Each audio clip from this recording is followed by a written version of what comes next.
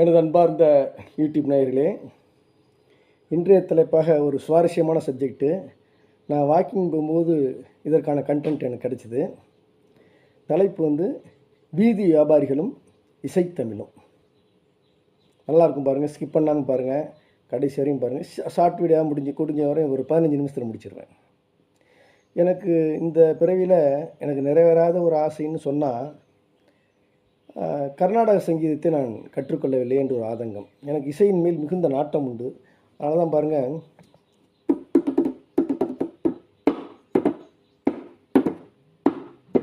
இதெல்லாம் வச்சுருப்பேன்.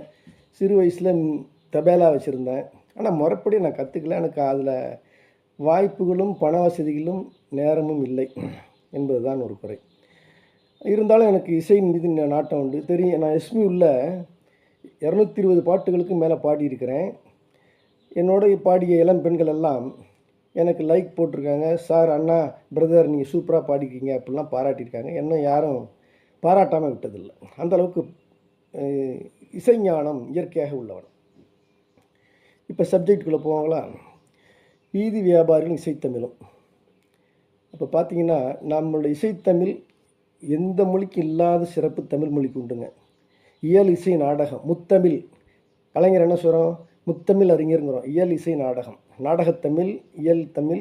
இயல்பாக பேசிக்கிறது இசைத்தமிழ். இந்த இசைத்தமிழ்ங்கிறது நம்ம தமிழ் மொழிக்கு மட்டும்தாங்க இருக்குது. வேறு எந்த மொழிக்கும் இருக்கிறதாக பார்க்கல.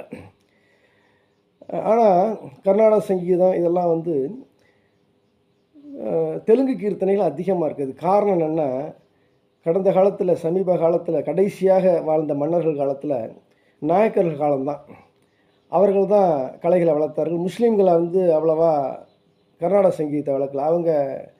அவங்களுடைய வடநாட்டு சங்கீதம், அதுக்கு என்னமோ சொல்லுவாங்களே, அவங்க சங்கீதத்துக்கு அந்த இதில் தான் சில பேர் தான் சுல்தான்கள் தான் ஆர்வமாக இருந்தாங்க. பெரும்பாலும் கலைகளில் ஆர்வம் இல்லாத சுல்தான்கள் தான் நிறையா இருந்தாங்க. நம்ம கடைசியாக நம்முடைய கலைகளை ஆதரித்தவர்கள் நாயக்க மன்னர்கள், மராட்டிய மன்னர்கள். இவர்கள் காலத்திலே வாழ்ந்தவர்களெல்லாம் தெலுங்கு பேசுவர்களாக இருந்ததால் அவர்கள் தெலுங்கு கீர்த்தனை நிறையா பாடிட்டாங்க. தமிழ் கீர்த்தனைகள் மறைந்து விட்டது.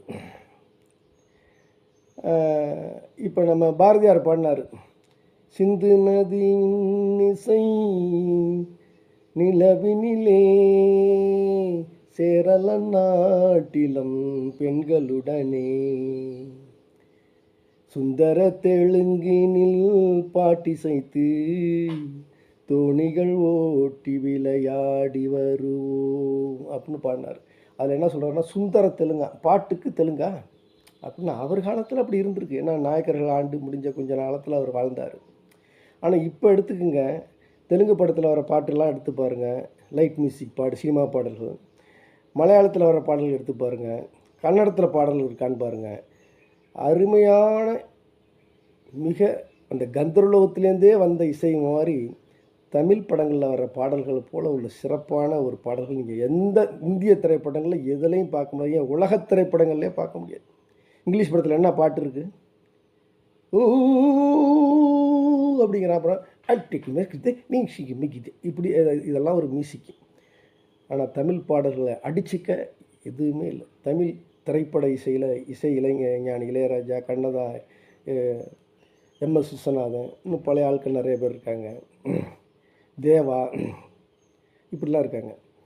அப்போது இசைத்தமிழ் இசையில் சிறப்பு பெற்றிருந்தது நம்ம தமிழ் மொழி தான். ஏன்னா இந்த இசை மக்களுடைய, பாமர மக்களுடைய வாழ்க்கையிலேயே ஒண்டிடுச்சு, ரத்தத்திலே ஊறிடுச்சு. அதனால தான் பாருங்கள், நாற்று நடுறதுக்கு ஒரு பாட்டு, ஏத்தம் இறைச்சி கவலை இறைக்கிறதுக்கு ஒரு பாட்டு. இந்த ஏத்தம் இறைக்கிறதுங்கிறபோது ஒரு அருமையான ஒரு இசையை பற்றி வருது, கவிதையை பற்றி. கம்பநாடான் கவி சக்கரவர்த்தி ஒரு தடவை கொல்லைக்கு போகும்போது அப்படியே வாக்கிங் மாதிரி போகிறாரு. அப்போ ஒருத்தன் ஏத்தம் அரைச்சிக்கிட்டு இருக்கான். அப்போ அவன் ஒரு பாட்டு பாடுறான், மூங்கில் இலை மேலே தூங்கும் பனி நீரே அப்படின்னு ஒரு பாட்டு அடி எடுக்கிறான். எடுத்தோன்னா, என்ன ஒரு ஓமை, மூங்கில் இலை மேலே தூங்கும் பனி நீரே அப்படின்னு கவி சக்கரவர்த்தி கேட்குறான். பாஞ்சிருச்சு பாஞ்சிருச்சு தண்ணி போகுது நிறுத்தினேன் அப்படின்னா, நிறுத்திட்டேன்டா அப்படின்னு சொல்லிட்டு வாடா வீட்டுக்கு போன்ட்டு போயிடுறாங்க. அடுத்த அடி அவன் பாடலை. உடனே கவி சக்கரவர்த்திக்கு அடுத்த அடி என்னவாக இருக்கும்? ஏன் அவன் தான் பாடணுமா? நம்ம தான் கவி சக்கரவர்த்தி ஒரு அடி எடுத்து கொடுத்துட்டோம், அடுத்தது பாடுவோமே அப்படின்னு என்னமோ ட்ரை பண்ணி பார்க்குறாரு. வார்த்தை வரல. அவரே தடுவ கம்பெனி விட்டு கட்டு தெரியும் கவி பாடும் என்று சொல்லுவார்கள். ஒட்டக்கூத்தன் தாழ்பாலுக்கு இரட்டை தாழ்பால் பாட்டுக்கு இரட்டை தாழ்பால்பாங்க. அப்படிலாம் ஒரு பழமொழி. அப்படி அவரே நைட்டு முழுக்க அவருக்கு தூக்கம் இல்லை. மறுநாள் வந்து அவன் அடுத்த அடி என்ன போகிறான்னு பார்த்து பொறுமையாக இருந்து பார்க்கணும். மறைஞ்சிருந்து வர்றாரு. அப்படியே போகிற மாதிரி இப்படி காதில் வாங்குற மாதிரி அப்படியே போகிறது. எப்படி நம்ம இளைஞர்கள்லாம் அவங்களுடைய சைட் அடிக்கிற இதுக்கு ஊருக்கு தெருவுக்கு போனாங்கன்னா அந்த பொண்ணுங்க வர்றப்ப அப்போ தான் சைக்கிள் செயின் கழட்ட மாதிரி பைக் ரிப்பேர் பண்ணி இப்படியே வச்சுக்கிட்டு இப்படியே காலத்தை தாழ்த்துவாங்க, ஒரு ஆக்ட் கொடுத்துக்கிட்டு இருப்பாங்க. அது மாதிரி இவர் என்ன பண்ணுறாருன்னா அப்படியே வேறு அப்படி வாக்கிங் போகிற மாதிரி அப்படி நிற்கிற மாதிரி இப்படியே ஆக்ட் கொடுத்துட்டு அவன் என்ன பாடுவான்னு காதில் வாங்குற போய் கேட்க அச்சம் வெக்கம். ஒரு கவி சக்கரவர்த்தி அடுத்த அடி என்னப்பான்னு கேட்குறாருன்னு கேட்க அச்சம். தன்மானம் தடுக்குது. அப்போ ஒரு 4-5 நாளாக வந்து பார்க்குறாரு. அவன் பாடவே இல்லை. வேறு ஏதோ இப்போ வேலையாக போயிடுறான். வெக்கத்தை விட்டு ஒரு நாள் அப்பா ஒரு அவனே கேட்டுறான், என்ன ஐயா டெய்லி வர்றீங்க போகிறீங்க அப்படி மாந்தி நிற்கிறீங்க, என்ன விஷயம் என்ன ஏது சொல்லுங்க ஐயான்னு. ஒன்றும் இல்லைப்பா, இந்த மாதிரி ஒரு பாட்டு ஒன்று பாடினேன், மூங்கில் இலை மேலே தூங்கும் பனி நீரேன்னு. நான் அடுத்த அடி என்னான்னு நீ பாடாமல் போயிட்டேன்.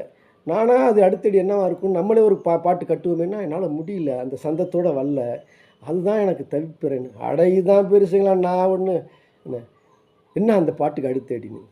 மூங்கில் இலை மேலே தூங்கும் பனி நீரே தூங்கும் பனி நீரை வாங்கும் கதிரோனே ஆஹா அப்படின்னு அவனை தட்டி கொடுத்தாரு. அப்போ தான் அவரோட கர்வம் அடங்கிடுச்சான். இது சரஸ்வதி செய்த சோதனைன்னு சொல்லுவாங்க. அப்படி நம்மளுடைய தமிழ் மக்களுடைய வாழ்க்கையில் இசை ரத்தத்திலே ஊறிடுச்சு அப்படிங்கிறத நான் நேரடியாக பார்த்தேன் அந்த வாக்கிங் போகும்போது. அதுக்கு தான் இதை சொல்ல வர்றேன். என்னென்னு பார்த்தீங்கன்னா, சொன்னேன் இல்லையா, ஏற்ற இறைக்கிறதுக்கு ஒரு பாட்டு, நாற்று நடுறதுக்கு ஒரு பாட்டு, உழுவுறதுக்கு ஒரு பாட்டு, கடல் நெய்தல் மக்கள் அயலசான்னு மீன் பிடிக்கும்போது படகு வலிச்சிட்டு இருக்கும்போது ஒரு பாட்டு. இப்படி பாட்டுகள் நம்ம தமிழில் இல்லாத இசைத்தமிழ் தான். இசைத்தமிழ் நீ செய்த அருஞ்சாதனை, நீ இருக்கையில் எனக்கு பெரும் சோதனைன்னு ஒரு திருவிளையாடல் படம் பாருங்கள். எல்லாம் இப்போ இருக்கிற இளைஞர்கள் யாரும் பார்க்கலன்னா அதை டவுன்லோட் பண்ணி பாருங்கள். இப்போ இருக்கிற இளைஞர்கள் எல்லோரும் புராண படங்கள்னு பார்த்தா திருவிளையாடல், சக்தி லீலை, திருமால் பெருமை, கந்தன் கருணை, இந்த 4 படங்களையும் டவுன்லோட் பண்ணி பார்த்துருங்க. இதை பார்க்கலன்னா உங்கள் லைஃப் வேஸ்ட்டு. திருவிளையாடலில் டிஆர் மகாலிங்கம் பாடுவார், இசைத்தமிழ் நீ செய்த அரும் சாதனை, நீ இருக்கையிலே எனக்கு பெரும் சோதனை அப்படின்னு பாடுவார். அதில் இசைத்தமிழ் நீ செய்த அரும் சாதனை, இறைவனுக்கே அது சாதனையா. இசைத்தமிழை படைச்சது அவர் ஒரு சாதனையாக கருதுகிறாராம் இறைவன். அப்படி அந்த பாட்டு கவிஞரை அமைச்சிருப்பார். அதில் அப்போ நான் கேட்குறேன், இறைவனுக்கு எல்லாமே ஜஸ்ட் லைக் தட்டு. விளையாடல் அந்த படத்து பேரை விளையாட்டாக செஞ்சுட்டு போயிடுவார். அவருக்கு ஒரு பெரிய சாதனையாது இசைத்தமிழ். ஜஸ்ட் லைக் தட் செஞ்சுட்டு போயிடுவார். ஆனால் ஏன் சொன்னார் அப்படி கவிஞர் சாதனைன்னு? சாதனை நீ இருக்கையிலே எனக்கு பெரும் சோதனை, சோதனை எதுகை மோனை வரணுங்கிறதுக்காக சாதனைன்னு வச்சார், கவிதை நகைத்துக்காக. இறைவனுக்கு அது சாதனை, பெரிய சாதிக்கக்கூடிய அளவுக்கு ஒரு கஷ்டமான வேலை இல்லை. ஏன்னா அதே படத்துலேயே கடைசி காட்சியில் வரும், இதே சிவாஜி கணேசன் அவர்கள் டிஎஸ் பாலையா ஹேமநாத பாகவதோட கொட்டத்தை அடக்கிறதுக்காக வரும் பொழுது திண்ணையில் படுத்துட்டு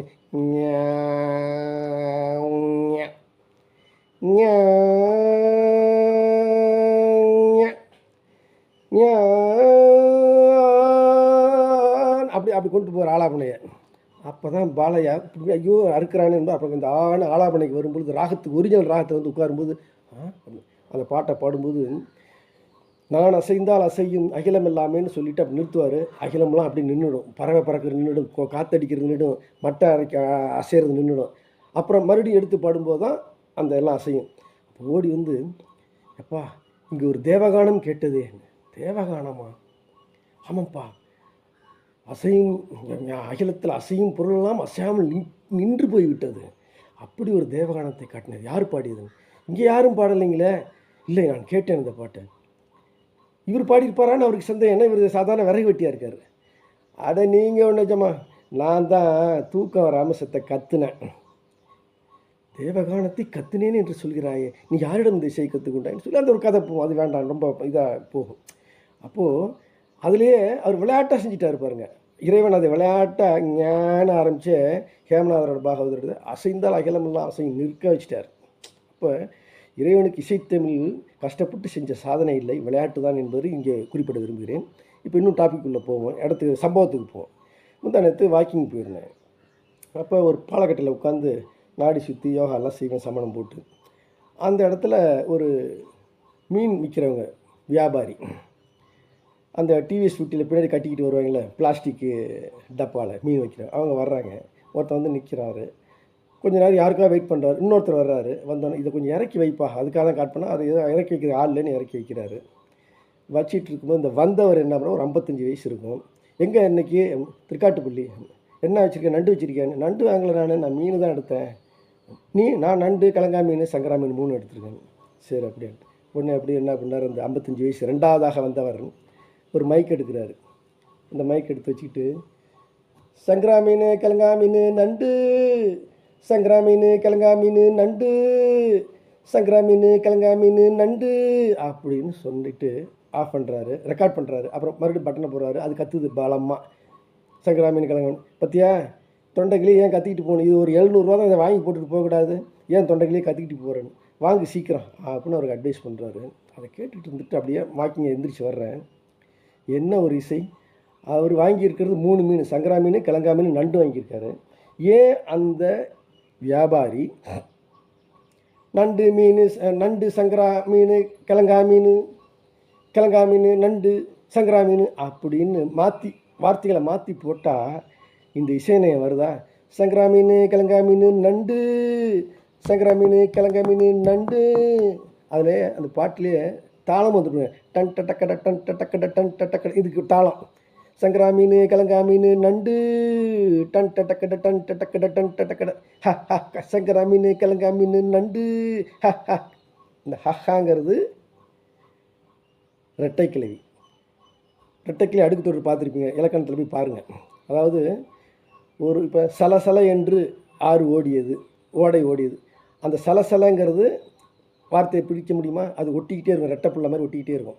அது சல என்று ஆறு ஓடியது, படபடக்குது, இது ஏன் என் இதயம் படக்குது அப்படின்னு சொல்ல முடியுமா? பிரிக்க முடியாது, ரெட்டைக்கிழவி பிரிக்க முடியாது.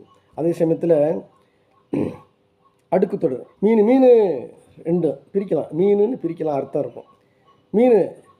மீன் வாங்கலையோ மீன் அப்படின்னு பிரிக்கலாம், மீன் அப்படின்னு சொன்னால் அடுக்கு தொடர். அப்போது இதை வார்த்தையை எப்படி அமைச்சா அந்த ரிதம் வரும் அப்படிங்கிறது அவருக்கு சொல்லியாக கொடுத்தாங்க. அந்த 55 வயசு மீனுக்காரருக்கு, படிப்பறிவு இல்லாதவருக்கு. சங்கரா மீன் கிழங்கா மீன் நண்டு, தன்னால் இசை ரத்தத்துலேருந்து ஓடுது தமிழர்களுக்கு. அதை பார்த்து நான் ஆச்சரியப்பட்டேன். இது மாதிரி நிறைய பேர் நான் அப்புறம் தான் கவனித்தேன். ஒருத்தர் உப்பு விற்பார், உப்பு போய் போய் உப்பு போய் அப்படின்னு அவர் ஒரு ராகத்தில் விற்பார். அவர் ஒரு இதெல்லாம் வாழ்க்கையில் மறக்க முடியாத ஆட்கள். இன்னொருத்தர் இருக்கார், ஒரு மலையாளத்தர், அப்பளம் விற்க வருவார். நான் சிறு வயசில் இருக்கும்போது பிளாம் பேலம் பேலம் பேலம் அப்படி ஒரு அடி அடிச்சுட்டு போவார். அது மாதிரி அந்த ஸ்ட்ரீட் வெண்டார்ஸ்லேயும் இசை இருக்குது பாருங்கள். நாற்று நடுறதுக்கு இசை, ஏத்தம் இறக்க இசை, அயல சாப்போட இசை, பாட்டு. அப்போ இசைத்தமிழ் மக்கள் மனசுலேயே இயல்பாக ஊறி இருக்குது அப்படிங்கிறத அதில் பார்த்தேன். சங்கரா மீன் கிழங்கா மீன் நண்டு, அதை வார்த்தையை மாற்றி போட்டு பாருங்கள், இந்த நயம் வராது. அப்போ இதைத்தான் சொல்ல வந்தேன். இசை நம் தமிழ் அவ்வளோ பெரிய மொழி, நம் ரத்தத்தோடு ஊறிய மொழி. இதை நான் யாரும் காப்பாற்ற வேணாங்க. கடைசி தமிழன் உயிர் மூச்சு இருக்கவரையும் தமிழ் வாழும், தமிழ் வாழ்க வாழ்க என்று சொல்லி இந்த அருமையான வீடியோவை நீங்கள் பார்த்து ரசிச்சிருப்பீங்கன்னு நினைக்கிறேன். இந்த டட்டடக்கடா இருக்குதுங்க, சங்கரா மீன் கிழங்கா மீன் நண்டு, நான் ஒரு இசை அமைச்சிட்டேன் பாருங்கள். பெரிய இது இல்லை, எனக்கும் அதில் கொஞ்சம் ஞானம் உண்டு, ஆல்ரவுண்ட் மாஸ்டர் என்று சொல்லிக்கொண்டு ஸ்கிப் பண்ணாமல் பார்த்ததுக்கு நன்றி. சப்ஸ்கிரைப் பண்ணுங்கள், பெல் பட்டன் அமுக்குங்க, பிடிச்சிருந்தால் லைக் பண்ணுங்கள். நன்றி, வணக்கம். நன்றி, வணக்கம்.